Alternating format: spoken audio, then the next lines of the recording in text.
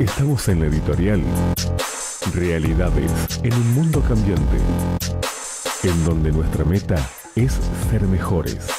Aquí, en Exponiendo la Palabra. Aquí, en Exponiendo la Palabra. José, ¿cómo era Jesús? Wow, yo digo, ¿cómo era Jesús, no?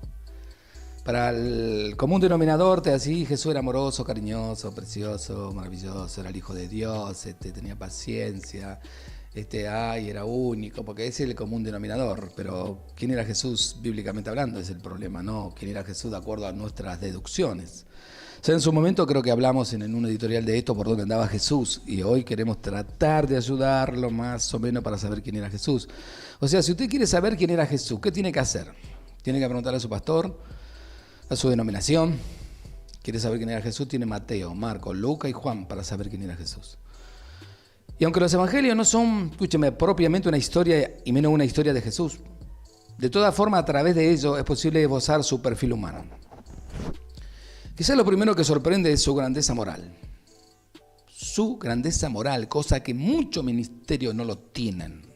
No tienen moral, roban descaradamente, mienten descaradamente por vivir una vida con todas las cosas acá en la tierra. Claro, porque al cielo no van a ir.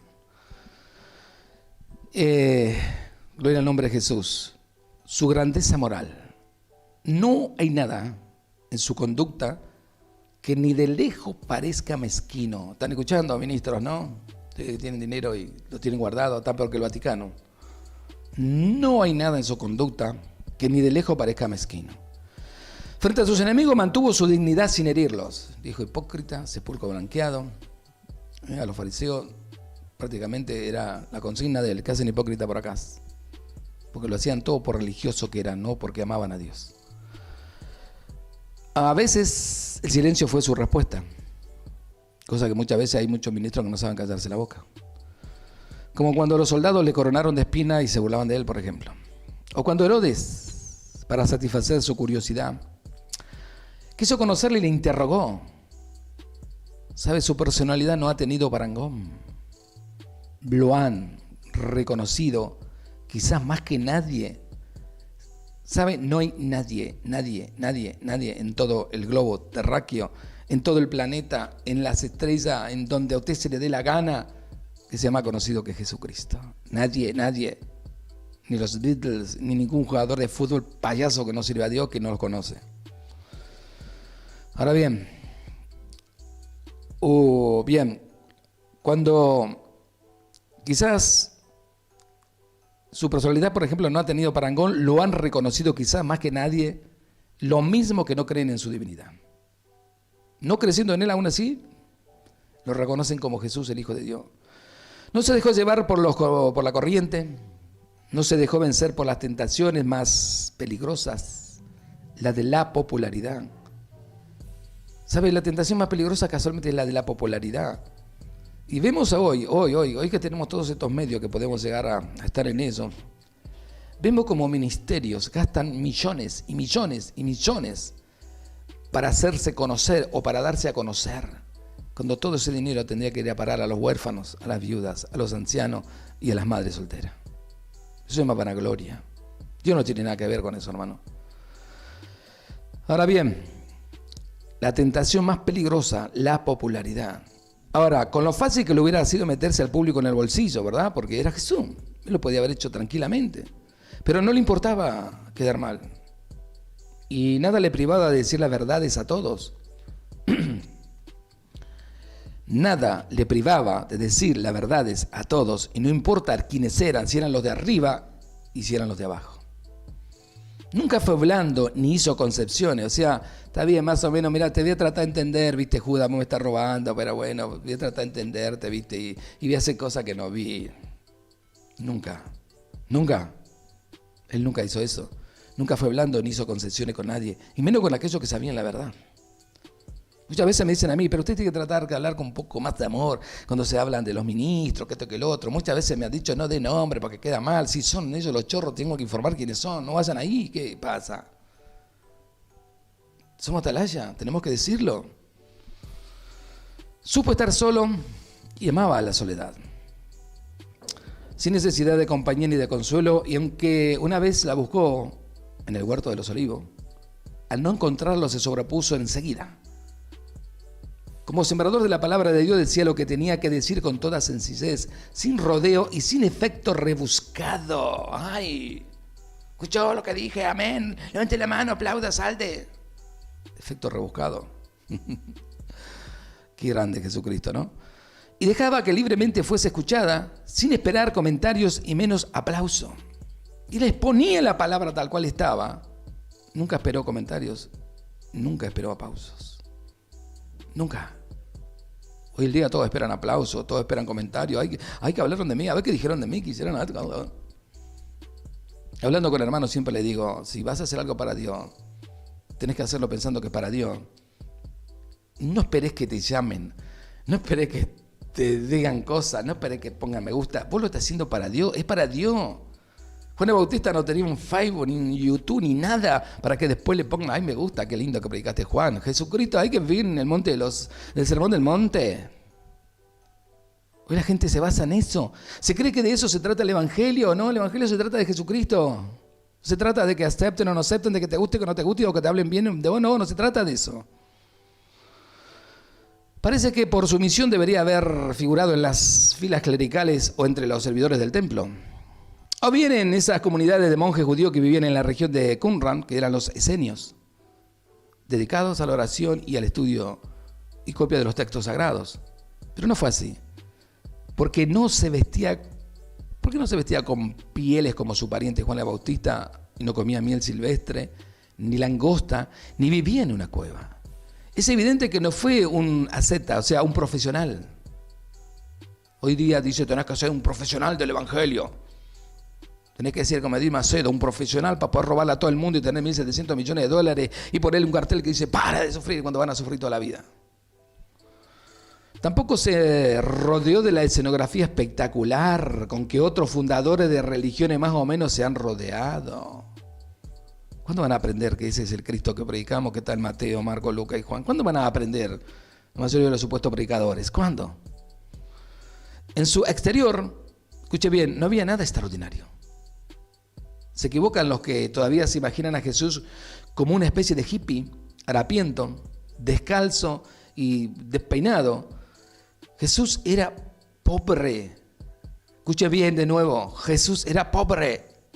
No tenía dónde reclinar la cabeza, pero era una persona educada, vestida a la usanza de la época y hasta con algunos detalles de distinción como la orla de su vestido. Tal vez equivalente al detalle actual de la corbata. Ahora, ¿quién le proporcionaría el ajuar o la vestimenta? No lo dicen los evangelios. Ni hay que perder el tiempo en inquirirlo.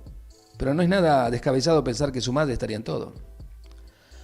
Muchas veces de lejos y que los amigos que tenían le echarían una mano de una vez. Vivía tal como recomendaba hacerlo a los demás. Pensaba que el Padre se preocupaba por las aves de los cielos y los lirios del campo.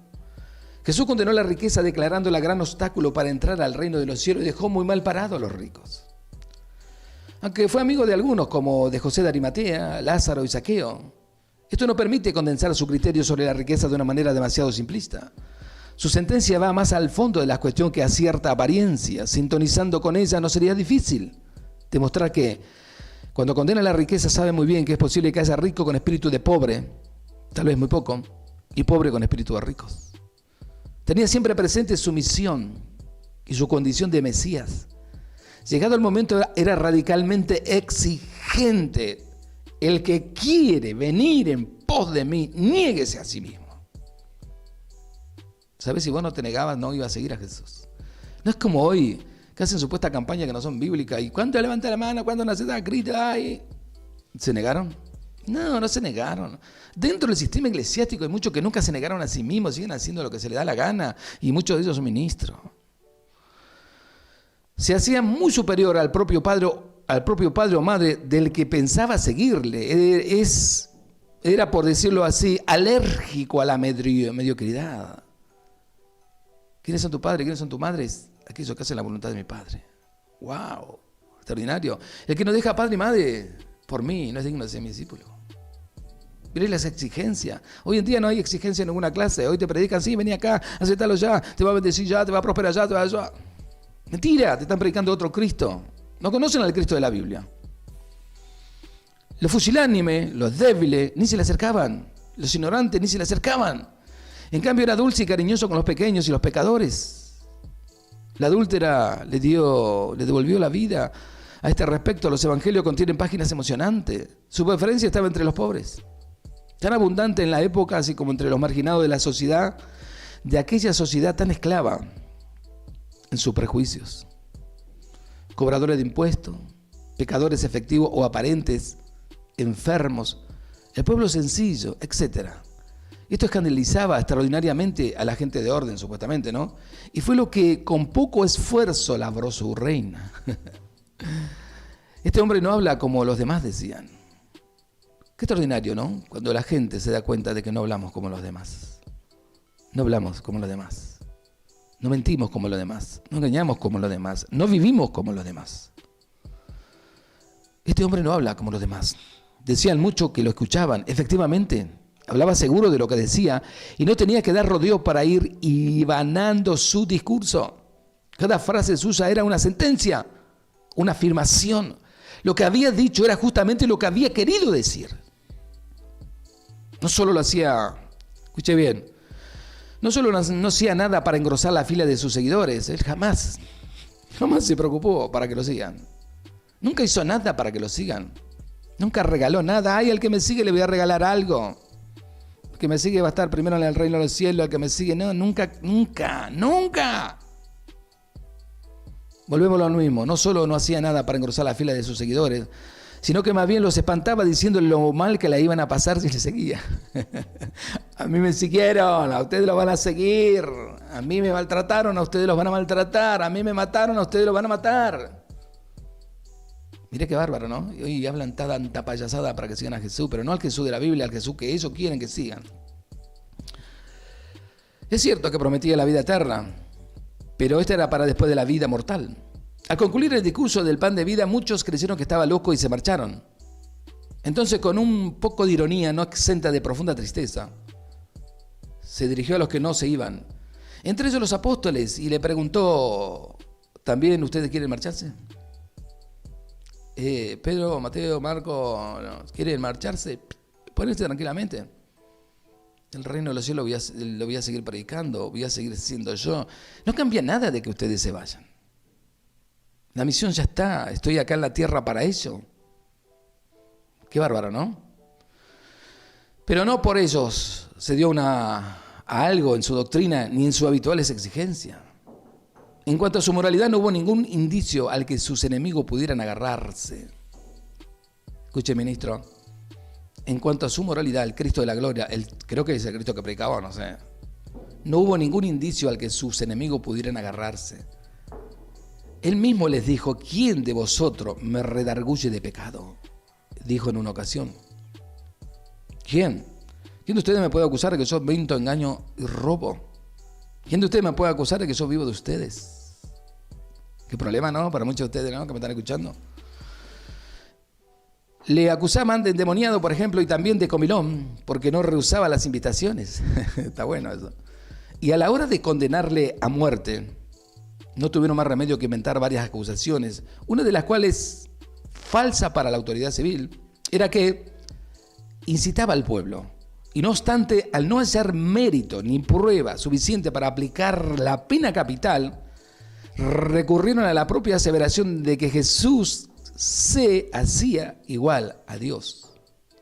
Afirmación grave e imperdonable ante la autoridad religiosa, sea los judíos piojosos de aquel entonces. Jesús hizo un milagro, ¿verdad? Negarlo sería negar el Evangelio. Pero no tuvo visiones como la tuvieron otros fundadores de religiones siendo el mismo Dios. Ay, Dios me mostró que tenemos que comprar ese terrenito, y Dios me mostró que ustedes tienen que poner plata y ahí tenemos que levantar el templo, todo, ¿viste? Hecho 17, 24 y 25 sigue estando en vigencia. O si no, sacalo y borralo de tu Biblia. Siendo él el mismo Dios, ahora pregunto, ¿para qué necesitaría visiones y revelaciones provenientes del mismo, no?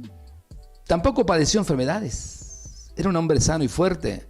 Si se toma en cuenta cierta referencia de los propios evangelios acerca de la clase de vida que llevaba, se puede decir que muy probablemente debía tener una contextura atlética, ya que de hecho era un aguerrido carpintero que carecía de la indumentaria y las comodidades de un moderno. Era además un infatigable caminante que resistía a las inclemencias atmosféricas. De día 40, 50 grados allá en Israel, en Palestina. 300 kilómetros a la redonda se movió. Y de noche un frío espectacular hasta bajo cero. Puesto que pasaba casi todo el tiempo al aire libre, muchas noches la dedicaba entera a la oración en un monte o lugar retirado. A la oración. Jesús no hacía vigilia. Jesús oraba, no existía. Oraba, se iba ahí al monte a orar al Padre, a charlar con el Padre. Conocía la vida sencilla de la gente del campo y los artesanos, y en su discurso son corrientes las alusiones a los animales domésticos, a las aves, a las plantas, etc. En sus palabras y disertaciones demuestra un profundo conocimiento de la miseria del hombre, así como de su grandeza. Pero lo veo todo desde un punto de vista de una gran humanidad. Era muy humano en pleno sentido de la palabra. En su pasión, donde quizás más brilla la grandeza de su alma, los mismos apóstoles estaban sorprendidos de su actitud. Había visto su poder en más de una ocasión y ahora parecía que renunciaba a tenerlos. ¿Por qué? Más tarde comprendieron lo que Isaías había dicho muy bien. Se entregó porque quiso. Efectivamente, el eclipse momentáneo de su poder divino era totalmente voluntario. ¡Voluntario! Eso tiene tanto más mérito cuanto que él sabía muy bien los suplicios que le esperaban. Demasiado natural que pensaban en ello, experimentara terror y pavor, como lo hace notar San Lucas, y que sudara sangre, y tales circunstancias sus amigos más íntimos dormían, porque estaban cansados, pobre, ¿viste?